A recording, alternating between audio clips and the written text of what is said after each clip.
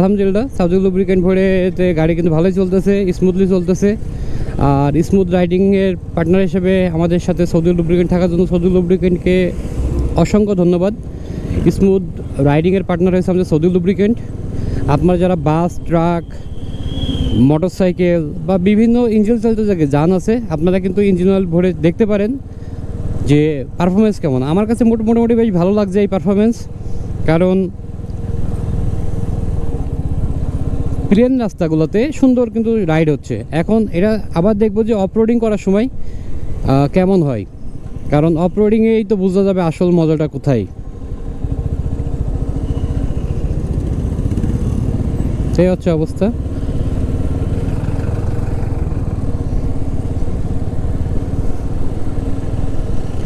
তো যতক্ষণ না পর্যন্ত টু ওয়েতে আসি ততক্ষণ পর্যন্ত ঝামেলা। এইভাবে সিঙ্গেল রোডের ভিতরে দুইটা গাড়ি চলতেছে, কিছু নজর রাখা লাগতেছে সব দিকেই। কারণ আর ভিডিওটাও করছি, ভিডিওটার জন্য মনে করেন যে একটু নজর লাগছে। আর বাসটাকে দেখে একটু ওভারটেক করা যায় কিনা, এবার একটু ফাঁকা ফাঁকা আছে মনে হচ্ছে, একটু ওভারটেকটা করে নিলাম। নয়তো সামনে কিছুই দেখা যাচ্ছে না, শুধু বাস দেখছিলেন আপনারা। এবার আপনারা একটু ভালো কিছু দেখতে পাচ্ছেন হয়তো। এবার গাড়ি টাড়ি কম আছে সামনে, আর জায়গাও সুন্দর আছে, চমৎকার আছে।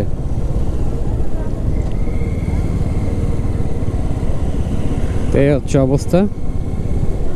রাতে ওই রাইডটাও করবেন, কারণ কি এগুলো করলে আপনার স্কিল ডেভেলপ হবে। রোডের কন্ডিশন এবং বাইকের সাথে আপনাদের চলাচলের যে ভূমিকা, সেই ভূমিকাটা কিন্তু অ্যাডজাস্টমেন্ট হয়ে যাবে।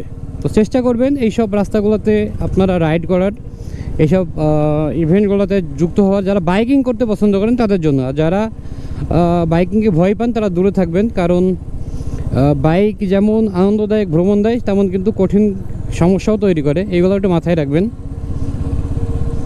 তো এই জন্য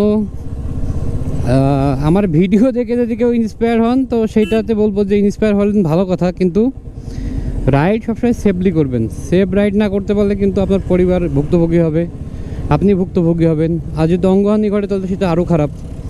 এই জন্য আল্লাহর রহমতে চেষ্টা করবেন যে খুব সতর্কতার সহিত বাইক রাইড করার। আপনাকে তাড়াহুড়ো করে বাইক রাইড করে দুর্ঘটনায় পড়ার কোনো যুক্তি আসে না আমি মনে করি। আপনি আগে গেলেন কি পরে গেলেন এটা বড় কথা না, বড় কথা হচ্ছে যে আপনি কি নিরাপদে বাসায় পৌঁছেছেন কিনা, এটা হচ্ছে বড় কথা।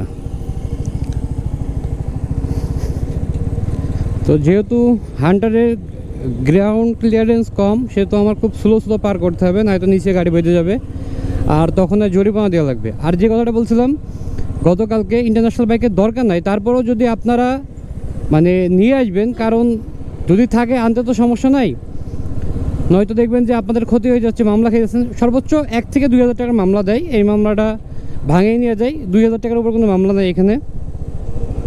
2,000 নেপালি রুপি, বাংলা টাকায় মনে করেন যে 1500-1600 টাকার মতো আর কি।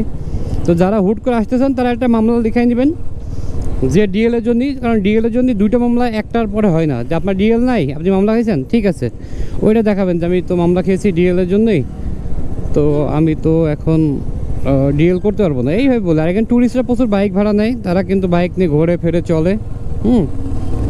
তো এই হচ্ছে অবস্থা আর কি। আর এইটা এখন হচ্ছে টু ওয়ে হয়ে গেছে, মানে ওই পাশের রাস্তায় কাজ হচ্ছে।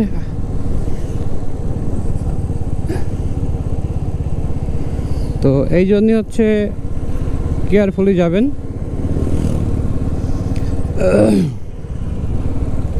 আর রাস্তার কন্ডিশন সব সময় বুঝে তারপর রাইড শুরু করবেন।